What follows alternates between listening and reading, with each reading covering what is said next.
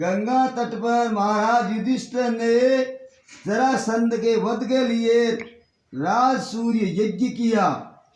राजा युधिष्ठिर ने श्री कृष्ण भगवान भीमसेन और अर्जुन के साथ यज्ञशाला में जो अनेकों प्रकार के रत्नों से सुशोभित मोती के समान कांति वाली इंद्र सभा के सदृश शोभायमान हो रही थी, उसमें यज्ञ के निमित्त सभी राजाओं को बुलाया।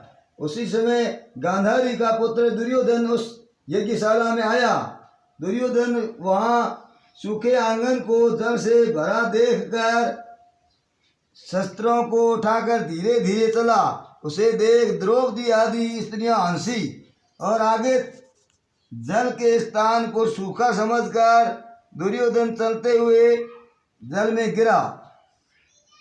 उस समय संपूर्ण तपस्वी राज तथा द्रौपदी आदि स्त्रियों ने दुर्योधन का उपहास किया। ये हसन लागी वो पानी हो तो नहीं हो तो धोती ने ऊंची कर ली, पानी आए तो माया पानी में बढ़ गई।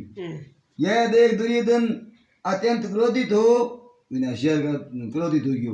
अब अपने मामा के साथ हस्तिनापुर को चला गया। उस समय शकुनी ने दुर्योधन से मधुर वचन में कहा, हे राजन, आप अपने क्रोध को अपने कार्य के लिए छोड़ दें, क्योंकि जुआ खेलने से आप सारे राज्य को प्राप्त कर लेंगे, कर सकते हैं। हे राजन, यह मंडप में चलने के लिए उठिए। ऐसा ही हो कहकर दुर्योधन यज्ञ मंडप में आए। इतने में सभी राजा यज्ञ समाप्त कर अपने अपने देश को चले गए। इसके पश्चात राजा दुर्योधन ने हस्तिनापुर में आकर श्री युधिष्ठिर, भीम, अर्जुन आदि पांचों पांडुपुत्रों को बुलाकर जुआ खेलना आरंभ किया। कपट से उनके राज्य को स्वयं हड़प लिया और निरपराधी पांडवों को जीतकर वन में भेज दिया। अब पांडव वन वन घूमने लगे। यह समाचार सुनकर भगवान श्री कृष्ण पांडवों को देखने की इच्छा करके और उनके पास वन में पहुंचे। श्री सूत जी बोले, हे ऋषिया, वन में रहने पर दुख से दुर्बल पांडव जगदीश्वर कृष्ण को देख उन्हें प्रणाम करने लगे। युधिष्ठिर बोले, हे जगदीश्वर, परिवार सहित मैं बहुत दुखी हूँ। इस दुख के सागर से मुक्ति का उपाय बतलाइए। हे भगवान, किस देवता की पूजा से हम अपना राज्य प्राप्त कर सकते हैं, अथवा किस व्रत को करूं जिससे आपके प्रसाद से मेरा हित हो, भलाई हो। श्री कृष्ण भगवान बोले, हे युधिष्ठिर, श्री अनंत भगवान का पूजन व्रत पुरुषों तथा स्त्रियों को करना चाहिए। इससे सभी मनोरथों के पूर्ण होने के साथ सब पाप नाश हो जाते हैं। तथा युधिष्ठिर बोले, हे श्री कृष्ण भगवान, आपके कहे हुए ये अनंत भगवान कौन है? क्या शेषनाग है? क्या लक्षक सर्प है? अथवा परमात्मा को अनंत कहते हैं? हे केशव, यह अनंत कौन है? कृपा कर हमें यथार्थ की कहिए। श्री कृष्ण भगवान बोले, अनंत रूप मेरा ही है। सूर्यादि ग्रह तथा ये आत्मा जो कहे जाते हैं, और पल विपल, दिन रात, पक्ष, मास, ऋतु, वर्ष, युग, यह सब काल कहे जाते हैं। जो काल कहे जाते हैं वही अनंत कहा जाता है। मैं वही कृष्ण हूँ जिससे पृथ्वी का भार उतारने के लिए अवतार धारण किया है और दुष्टों का नाश तथा साधुओं की रक्षा करने को वासुदेव के वंश में जन्म लिया है।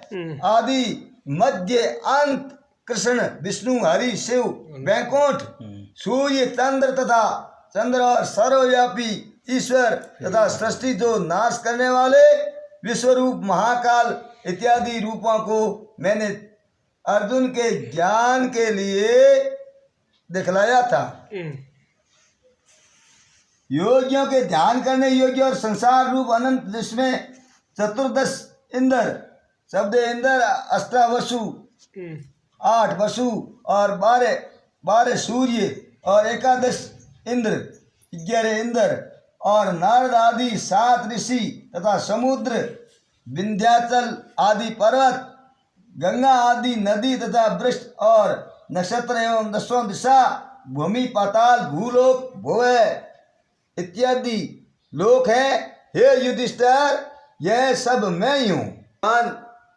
विद्वानों, अब आप अनंत व्रत का महात्म्य और विधि कहिए तथा अनंत व्रत का अनुष्ठान करने वाले प्राणी को क्या पुण्य होता है और इसका क्या फल मिलता है, सो कहिए।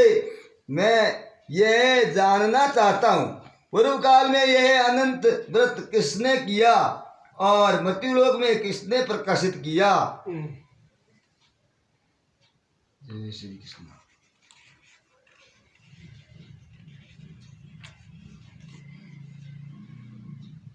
यह सब विस्तार से कहिए। तब श्री कृष्ण भगवान बोले, ये युधिष्ठिर, पहले सतयुग में एक सुमंत नाम का ब्राह्मण रहता था। उसने वशिष्ठ गोत्र में उत्पन्न भृगु की सुंदर कन्या दीक्षा का वेदोक्त विधि से विवाह किया। थोड़ा समय बीतने पर उसके गर्भ से अनंत लक्षणों वाली कन्या उत्पन्न हुई। वह सुशीला शीला नाम वाली कन्या पिता के घर बढ़ने लगी। उसी समय शीला की माता ज्वर से पीड़ित हो, बुखार से पीड़ित हो और पवित्र नदी के जल में गिरकर मर गई। उसके पश्चात सुमंत ने ब्राह्मण की कन्या से, जिसका नाम कर्कशा था, विधि पूर्वक विवाह किया। दुष्ट स्वभाव कर्कशा नित्य झगड़ा करने वाली थी। सुमंत दूसरे पड़ी जो कर्कशा पहले ही देखी माँ भी नदी में पड़ मर गई। उसकी सौतेली शीला नाम की कन्या अपने पिता के घर में भीत पर और खंबा पर तथा देहली पर चित्रकला में और तोरण आदि में चतुर थी। पीले, नीले, पीले, सफेद, काले इत्यादि रंगीन चित्र विचित्र से सत्य शंख कमल बारंबार बनाया करती थी। इस प्रकार बहुत समय व्यतीत हुआ और इस प्रकार वह कुमारी अवस्था वाली शीला को देख सुमंत ने चिंता की कि यह कन्या मैं किसको वर्ण करूं और इस विस्तार से दुखी हुआ। उसी समय वेद के जानने वालों में श्रेष्ठ और स्त्री की इच्छा करने वाला कांति युक्त मुनियों में श्रेष्ठ कौंडिन्य ऋषि वहां आए। कौंडिन्य ऋषि आए बोले और वहां बोले, हे सुमन, तुम्हारी सुंदर कन्या शीला को मैं वर्ण करना चाहता हूँ। अच्छा। तब सुमंत ने शुभ दिन में श्रेष्ठ मुनि एक धर्म पुरुष कौंडिन्य नामक ऋषि से अपनी कन्या का विवाह कर दिया।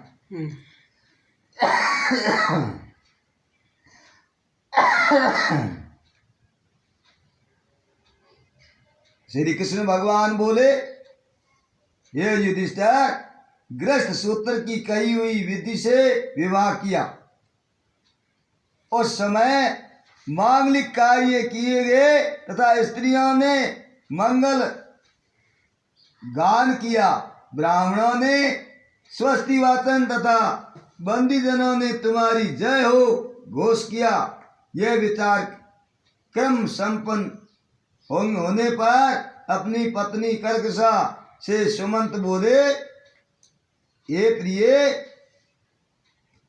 दामाद को संतोष के लिए कुछ दहेज देना चाहिए। ऐसे वतन सुनकर दामाद के ने जोई निकले समझो।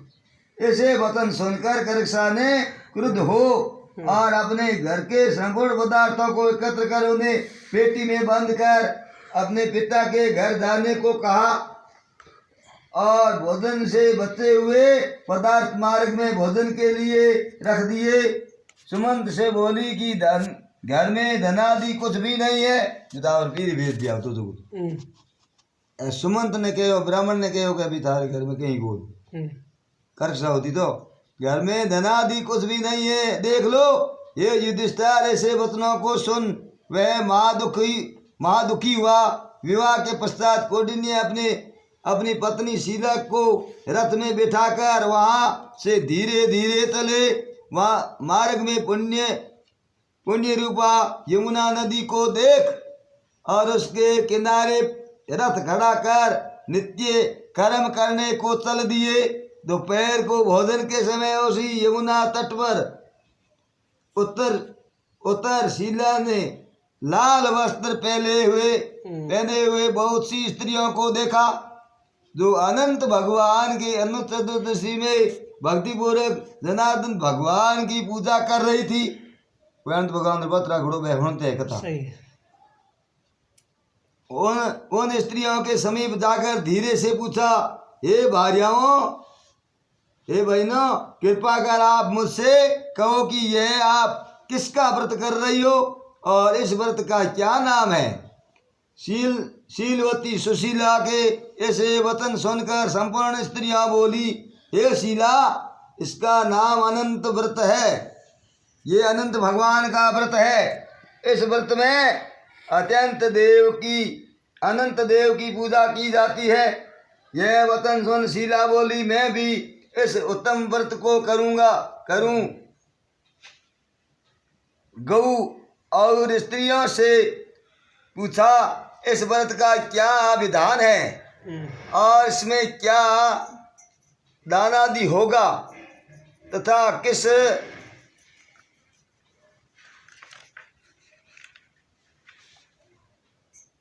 देवता की पूजा होती है। उसके यह वचन सुन सब स्त्रियां बोली, ये शीला, अच्छे अन्न का एक शेर मालपुआ बनवा के जिसमें से आधा भाग ब्राह्मण को दे, आधा भाग भोजन करे और कृपणता को त्याग कर, कृपणता कहने के रीस ने, क्रोध ने, रीस ने त्याग छोड़ और शक्ति अनुसार ब्राह्मण को दक्षिणा दे और किसी नदी के किनारे अनंत का पूजन करे। महाराज कृपणता कहने के मूर्ख तन के कहा गरीब ने मूर्ख तन अनंत का पूजन करे और कुशा का शेषनाग बांस की टोकरी में स्थापित करे। फिर उस शेषनाग का आवाहन प्राण प्रतिष्ठा करके स्नान करावे और वेदी पर चंदन, पुष्प, धूप, दीप और बहुत प्रकार के नैवेद्य, अनेकों प्रकार के पकवानों से उनकी पूजा करे। उस शेषनाग के आगे कुमकुम से रंग कर उसमें 14 गांठ लगाकर उस डोरे का पूजन कर पुरुष अपने दाएं हाथ में बांधे और स्त्री अपने बाएं हाथ में बांधे। दाएं हाथ में स्त्री, जीवने हाथ में पुरुष बांधे वो अनंत भगवान और डोरो।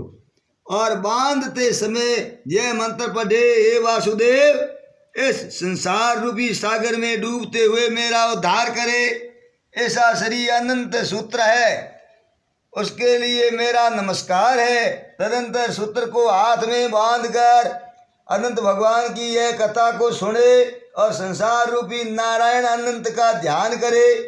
ये शीला, इस प्रकार हमने तुमसे इस व्रत का विधान कहा। श्री कृष्ण भगवान बोले, हे युधिष्ठिर, उस शीला ने स्त्रियों के ऐसे वचन सुन आदि अति आनंद को प्राप्त हो और हाथ में 14 ग्रंथि युक्त 14 गौड़ ग्रंथि गौड़ ने गए युक्त डोरा बांधकर इस व्रत को किया। कार्य के अर्थ को भोजन दिया गया था, आधा ब्राह्मण को खिलाया, शेष आप दोनों ने भोजन कर आनंद से पति के साथ बैलगाड़ी में बैठकर घर गई। उस समय से शीला को व्रत का प्रभाव मालूम हुआ। अब अनंत व्रत करने से गौ, धन और लक्ष्मी से उसका घर परिपूर्ण हो गया। अतिथि के सत्कार में शीला सदा लगी रहती थी। वह माणिक के स्वर्ण मोतियों के हारों से सुसज्जित हो गई। देवताओं की स्त्रियों के समान धन पुत्रादि से युक्त हो और सावित्री के समान पतिव्रता हो, पति के साथ आनंद से रहने लगी। किसी समय उसके पति ने शीला के हाथ में अनंत का डोरा बंधा देखा और पूछा, हे शीला, हमें कुंडली से पूछे, इस डोरे को क्यों धारण किया है? शीला बोली, हे स्वामी, जिसके प्रसाद से मनुष्य इस लोक में धन धान्य आदि संपदाओं को पाते हैं, उसी आनंद के डोरे को मैंने धारण किया है। समझा दिया। तो ये मन ने बोलना भी शीला के ये वतन सुनकर उसके पति कौंडिन्य ऋषि ने लक्ष्मी के मद से लक्ष्मी मधु दिव्या गणे होता करने धनवंतरी हो, लक्ष्मी के मद से अनंत के डोरे को तोड़ डाला और बोला, यह अनंत कौन है? इस मूढ़ ने डोरे को जलती हुई आग में डाल दिया। हाँ, अनंत भगवान डोरे ने कौंडिन्य ऋषि। तब आय कर दौड़ती हुई शीला ने अनंत सूत्र को अग्नि से निकालकर दूध में डाल दिया। इन कर्मों के फल से कौंडिन्य के सब ऐश्वर्य नष्ट हो गए। ऐश्वर्य कहने गया धन है, धन दौलत संपत्ति। हाँ, चोर उसकी गोर चुरा ले गए। आग से उसका घर जल गया। जो पदार्थ जिस प्रकार से आया उसी प्रकार से चला गया। अपने स्वजनों से कले तथा बंधुओं से नित्य प्रति झगड़ा होने लगा। उसी अनंत के डोरे को तोड़ने से घर में दरिद्रता आ गई। भगवान बोले, हे युधिष्ठिर, उससे कोई मनुष्य बोलता भी नहीं था और पीड़ित शरीर से अत्यंत दुखी होकर वह बोला, हे शीले, मुझे अकस्मात शोक होने का क्या कारण है? मेरा सब धन नष्ट हो गया, कोई मुझसे बात नहीं करता और देह में नित्य प्रति पीड़ा होती है। ये शीले, मुझसे क्या अपराध हुआ है और क्या करने से मेरा कल्याण हो सकता है? पति के ऐसे वचन सुन शीला बोली, हे स्वामी, आपने जो अनंत भगवान के डोरे का आक्षेप किया उसी के पाप का यह फल मिला है। हे महाभाग, भविष्य में द्रव्य आदि धन आदि सब होंगे, आने वाले समय में सगले यो ही धन दूजा, परंतु उसके लिए उपाय करो। शीला के वचन सुन वह अति दुखी हो, तप करने का संकल्प ले, तपस्या करने का संकल्प ले और वन में जा और आयु लक्षित करके तप का विचार करने लगा कि ऐसे जगदीश्वर अनंत का दर्शन किसी प्रसन्नता से दरियादि पदार्थ मिलते हैं और उसके हस्तक्षेप से सब पाप नष्ट हो जाते हैं। वहाँ कहाँ पर मिलेंगे? धनादि पदार्थ होने से सुख से तथा न होने से दुख से, यह विचार करता हुआ वह निर्जन वन में घूमने लगा। वहाँ उसने फलों से संपन्न एक वृक्ष देखा, आम का वृक्ष, जिसमें कीड़े पड़ गए। यह देख कौंडिन्य ऋषि ने वृक्ष से पूछा कि मैंने किसी स्थान में अनंत भगवान को देखा है? हे सदन, देखा हो तो मुझे बताओ, क्योंकि उन्हें न देखने से मेरे चित्त में बड़ा दुख हो रहा है। यह सुन वृक्ष ने कहा भी आम्र वृक्ष के, हे कौंडिन्य, मैंने अनंत को नहीं देखा। ऐसा उत्तर सुनकर कौंडिन्य ऋषि महादुखी होकर आगे को चले। श्री कृष्ण भगवान बोले, हे युधिष्ठिर, अनंत के दर्शन की लालसा करते हुए ऋषि ने वन में इधर उधर घूमती हुई बछड़ों सहित गौओं को देखकर उसने गाय से पूछा, हे धेनु गौ माता, तूने अनंत भगवान को देखा हो तो बता। यह सुन गौ माता ने कहा, हे द्विज, मैं अनंत को नहीं जानती। आगे चलकर एक बैल को देखा। ऋषि ने उसी से भी पूछा, हे गऊ स्वामी, तूने अनंत को देखा? बैल बोला, मैंने अनंत को नहीं देखा। तब कौंडिन्य ऋषि ने आगे चलकर दो पुष्करणियों को देखा। दो पुष्करणियों, गंगा और जमुना, देखिए बनाओ वो पुष्करणियों को देखा, जिसने दिन के कलोल से परस्पर लहरें मिल रही है। निकालो महाराज थर गंगा जमुना कम मैंने भरी उड़े बड़े गाल तो पानी लार फुल भरने तय बसे ओ गल सर बड़ी गाल तो कौन ये वो बड़ी गाल तो भाई गंगा जमुना सरस्वती गोदावरी कृष्णा हमें भरियत्री ठीक है बोलो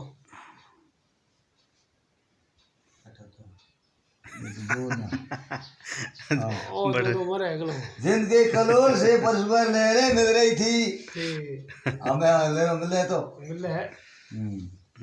और कमल कमुदनी बहुत प्रकार से शोभा दे रही थी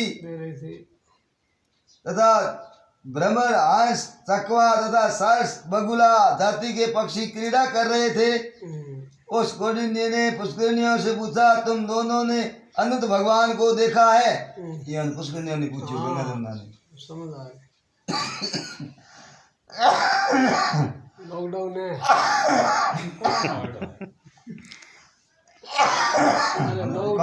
तो लॉकडाउन है, आनंद भगवान यार देख लो बंद करो। हाँ बोलो बोलो थे बोलो। ये सुन पुष्करणियों ने उत्तर दिया, ये द्विज अपने आनंद को नहीं देखा। आगे चलकर उसने गधा और हाथी को देखकर उनसे पूछा, तुमने अनंत को देखा है? उनसे भी संतोषजनक उत्तर न मिलने पर उसकी आशा नष्ट हो जाने से वह वन में बैठ गया। हे युधिष्ठिर, कौंडिन्य जीवन की आशा छोड़कर विद्वान विवल हो बहुत गर्म श्वास छोड़ता हुआ पृथ्वी पर गिर पड़ा। थोड़े समय में सावधान होने पर, हे अनंत भगवान, ऐसा कहते हुए कौंडिन्य ने उठकर संकल्प किया कि हे मुने, प्राणों को छोड़ दूंगा। जय बोले कौन जय बोला क्यों भूलो? नहीं तो सही है। हे अनंत भगवान, ऐसा कहते हुए कौंडिन्य ने उठकर संकल्प किया कि प्राणों को छोड़ दूंगा। हे युधिष्ठिर, तब वृक्ष पर मरने के लिए फांसी डाली। हमने आज